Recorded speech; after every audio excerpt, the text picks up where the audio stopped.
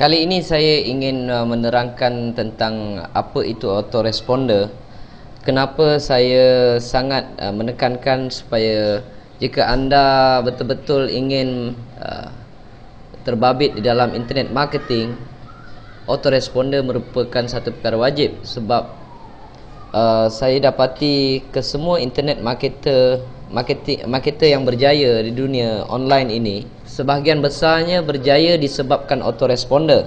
Website adalah langkah pertama, dan kedua, autoresponder yang menyebabkan mereka boleh berjaya di dalam internet marketing. Apa itu autoresponder? Autoresponder adalah satu alat untuk menghantar email yang diprogramkan terlebih awal kepada pengikut-pengikut kita. Jadi saya cuba terangkan istilah-istilah yang ada yang bersangkut paut di dalam autoresponder. Jika anda perhatikan, kebanyakan website dia meminta pelawat-pelawat meninggalkan nama, email di dalam website mereka. Contohnya, isikan borang di bawah ini untuk terus mendapatkan latihan percuma untuk anda. Okey. Mereka meninggalkan web form. Ini yang dipanggil web form. Okey. Kadang-kadang kita panggil web form dan kadang-kadang kita panggil capture page ataupun capture form. Okey. Dan website yang mengandungi web form itu dipanggil landing page ataupun capture page. Okey, ini adalah dua perkara yang sama. Contohnya, jika saya berminat dengan produk yang saudara tawarkan, okey, apabila saya meletakkan nama dan email, apabila saya klik saja submit, okey, saya dipanggil opt-in ataupun subscribe ke dalam program anda. Contohnya, jika saya ingin menjual satu handset ataupun barangan, okey, katalah saya nak jual satu handset, saya pun beritahu di sini, jika anda ingin dapat maklumat handset terbaru, sila secara percuma sila belikan nama dan email anda. Apabila saya berminat, saya bagi nama dan email. Nama itu akan dihantar ke dalam database di server di mana anda subscribe dengan autoresponder. Apabila nama saya tersenarai saja di sini, okey, saya akan mula menerima email yang telah anda siapkan di peringkat awal. Email-email yang disiapkan di peringkat awal itu dipanggil, kadang-kadang dipanggil email follow up, kadang-kadang dipanggil newsletter, kadang-kadang email marketing, dan kadang-kadang dipanggil email campaign. Ini empat-empat perkara ni, empat-empat nama ni adalah benda yang sama. Okey. Contoh dia, sebelum saya mempunyai subscriber lagi, sebelum saya mempromosikan landing page saya lagi, saya telah menyiapkan email yang banyak. Contohnya, pada peringkat awal mungkin saya siapkan 10 email menerangkan tentang produk yang ingin saya jualkan. Contohnya macam handset tadi, saya pun cerita di peringkat awal ini tentang produk tersebut. Kedua, mungkin saya cerita pasal benefit of the product, kelebihan produk tersebut, saya panggil BOP. Okey. Yang ketiga, mungkin saya cerita pasal testimonial, TOP, testimonial of the product. Saya pun ceritalah, ada seorang pakcik lah katakan pakai handset ni, dia cukup bagus, dia pun cerita perkara-perkara yang baik tentang handset ni. Yang keempat, saya propose of the product. Saya propose untuk orang beli. Jika anda berminat, sila klik di sini. Saya pun bagi URL yang telah saya siapkan terlebih awal supaya orang boleh beli handset ini. Okey, dekat mana dia nak beli, macam mana dia nak bayar dan sebagainya. Email kelima, mungkin saya kembali kepada benefit of the product. Benefit yang lain pula, kelebihan handset ini, dia boleh digunakan sebagai remote lah katakan, boleh digunakan sebagai remote television, apa-apa sajalah anda boleh tulis dan anda boleh siapkan. Dan kembali testimonial, kembali kepada propose.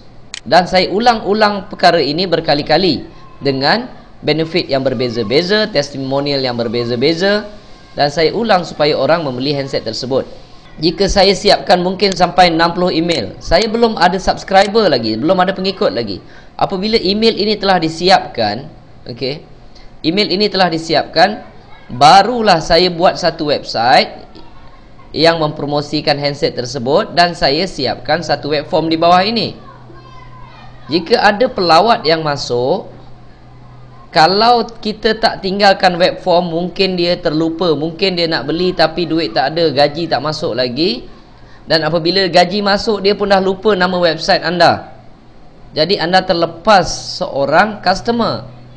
Tetapi jika anda ada web form, dia berminat, dia pun nak beli, dia pun merancang untuk nak beli, dia masukkan nama, dia masukkan email.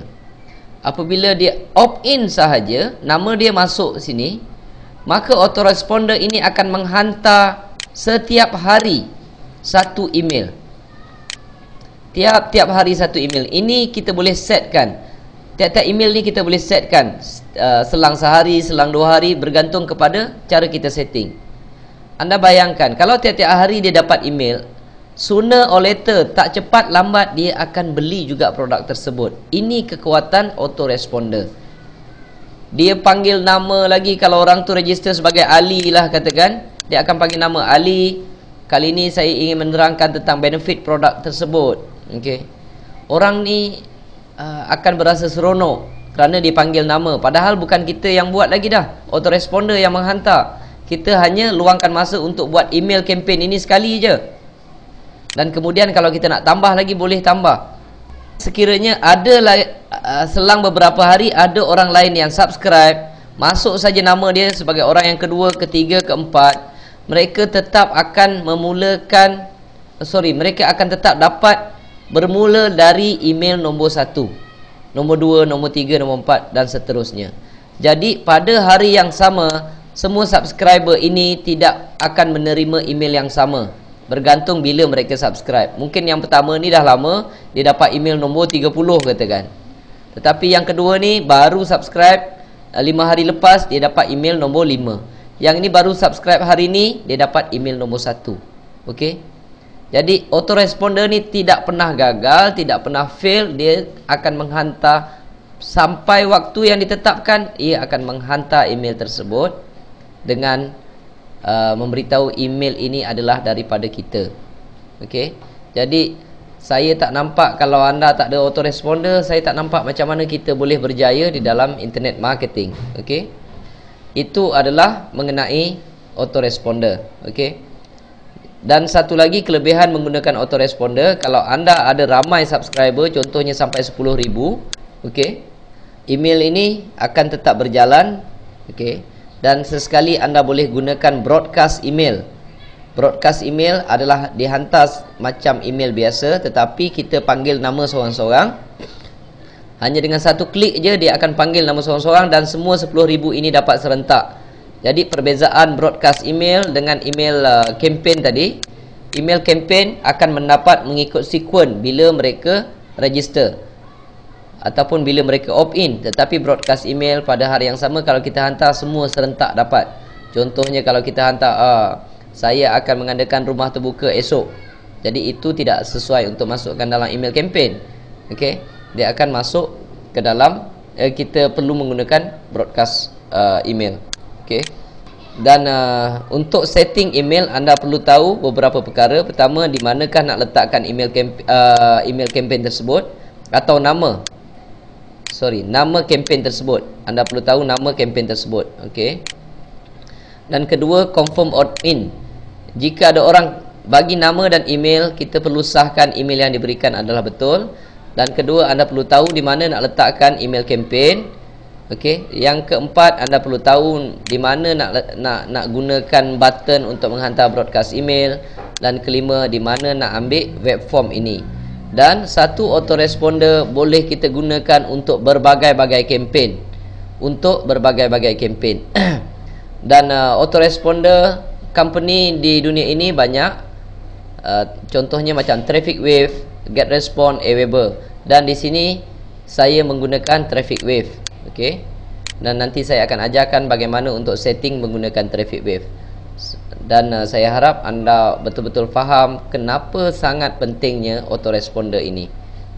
Terima kasih.